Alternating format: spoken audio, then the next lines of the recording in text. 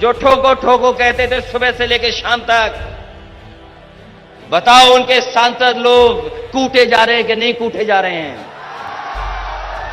जो कहते थे ठोको, पता ही नहीं कौन किसको ठोक रहा है, जिसकी मर्जी है वो उसको ठोक रहा है। ये कानून व्यवस्था है?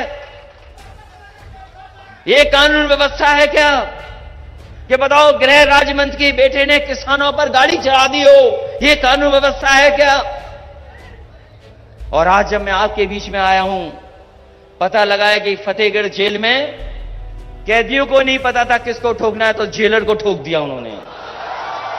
ये कानून व्यवस्था है? सबसे ज्यादा किसानों की जान चली गई, कोई मदद करने वाला नहीं है। और इतना अन्याय भी किसी सरकार में नहीं हुआ होगा, इतना अन्याय भी किसी सरकार में नहीं हुआ होगा जितना इस सरकार में हो रहा है। जो कानून व्यवस्था की दुहाई दे रहे हैं वो बताएं कि 100 नंबर को 112 कर करके खराब करने का काम अगर किसी ने किया है तो भारतीय जनता पार्टी ने किया है। और आज सबसे ज्यादा कस्टोडियल डेथ, अगर कस्टोडियल डेथ सबसे ज्यादा कहीं हो रही है, कहीं गरीब की जान पीटते पीटते पुलिस ले रही है, अगर कहीं भी देश में सबसे ज्यादा जान गई हैं गरीबों की, तो वो उत्तर प्रदेश है, जहां पर पुलिस के पीटने की वजह से, अन्याय की वजह से जाने गई हैं। लोग थाने में मर गए। कोर्ट कस्टोडियल डेथ सबसे ज्यादा है। मानवाधिकार ने सबसे ज्यादा अगर किसी को नोटिस दिया है तो उत्तर प्रदेश की सरकार को दिया है। और हमारे बाबा मुख्यमंत्री जी ने 100 नंबर का पता नहीं क्या कर दिया, 100 से 112 कर दिया। जब 100 नंबर था तो पुलिस भी ठीक थी, लेकिन जब से 112 हुआ है पुलिस को पता नहीं क्या हो गया है, जाने क्या हो गया। मजदूर पैदल चलते चलते घर पहुंच गए, जान चली गई, किसी की मदद नहीं की। इसलिए उत्तर प्रदेश को बाहर निकालना इनसे, उत्तर प्रदेश को खुशहाली के रास्ते पर दोबारा लाने का काम हम लोगों को करना है।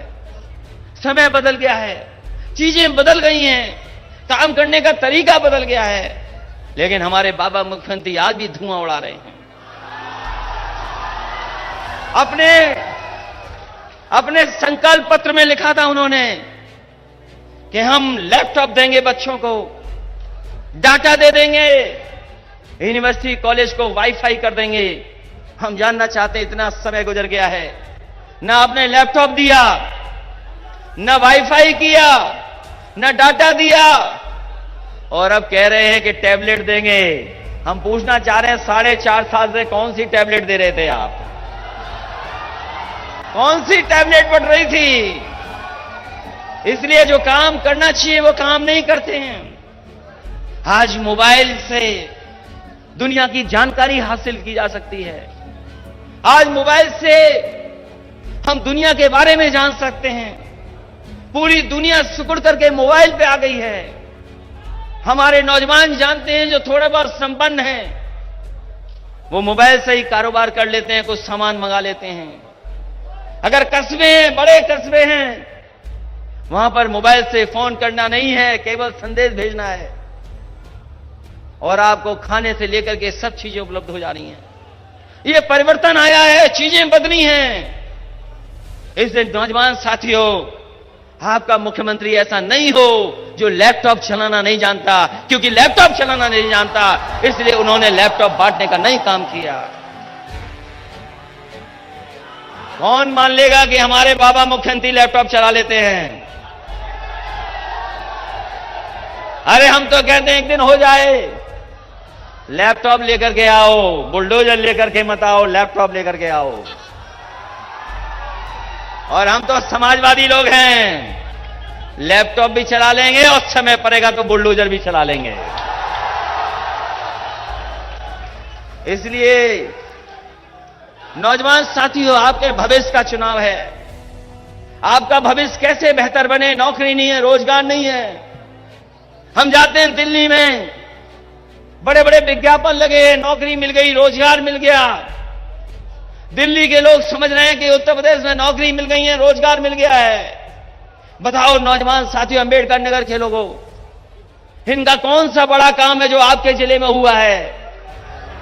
कौन सा बड़ा फैसला है जिससे आपका जीवन बदला है? दिल्ली में तो लगा दी होर्डिंग कि नौकरी मिल गई, रोजगार मिल गए।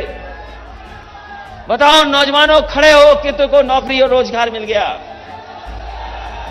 ये आपके भविष्य से खिलवाड़ कर रहे हैं, आपके सपनों को मार रहे हैं, आपके भविष्य से खिलवाड़ हो रही है। बताओ इस भारतीय जनता पार्टी का इस बात सफाया करोगे कि नहीं करोगे?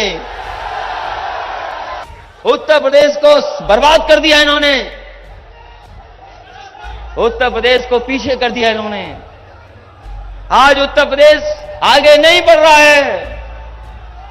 जो कह रहे हैं डबल इंजन की सरकार है, इन्होंने डबल इंजन की सरकार वालों ने सरकार नहीं चलाई, इन्होंने महंगाई बढ़ाई है, महंगाई, नौकरी छीने, रोजगार छीन लिए। और याद करो नौजवान जो इतिहास के स्टूडेंट होंगे, इस देश में एक कंपनी आई थी, East India Company. East India Company आई थी एक भारत में, और ब्रिटेन में एक कानून पास हो गया, ईस्ट इंडिया कंपनी सरकार बन गई। और आज जो फैसले ले रही है सरकार, एक एक कर करके हमारी सरकारी कंपनियों को बेच रही है, सरकारी संपत्ति को बेच रहे हैं, प्राइवेट कंपनियों को। तो सोचो, एक कानून ने सरकार बना दिया, और ये लगातार ऐसे कानून पास कर रहे हैं कि हमारे देश को कंपनी बना दे रहे हैं। तो कंपनी जब बन जाएगी तो हमारे अधिकारों का क्या होगा, हक का क्या होगा, सम्मान का क्या होगा? ये चीजें बेच रहे हैं, ये उद्योगपतियों के हाथ में खेल रहे हैं। याद कीजिए वो नोटबंदी का समय, जिस समय नोटबंदी लागू हुई थी, यही बीजेपी के लोगों ने कहा था कि नोटबंदी के बाद ना काला धन बचेगा, ना भ्रष्टाचार होगा। कितना समय गुजर गया, कितना समय गुजर गया। आज जिस दिन हम लोग आप लोग बातचीत कर रहे हैं, पुराना याद कीजिए, 8 की रात को ही नोटबंदी हुई थी। याद है कि नहीं है? याद है। और बीजेपी ने कहा था भ्रष्टाचार खत्म हो जाएगा, काला धन आ जाएगा।